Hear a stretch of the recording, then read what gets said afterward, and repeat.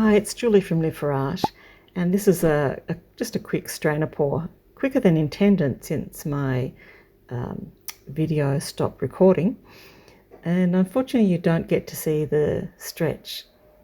But here I'm using a strainer I haven't used before, really quite like the patterns, and I'm using up lots of leftover paint from an art class.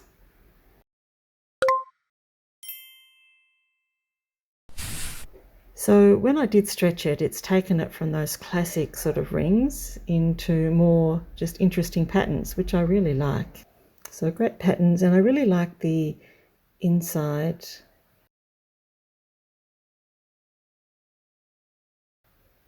centerpiece as well.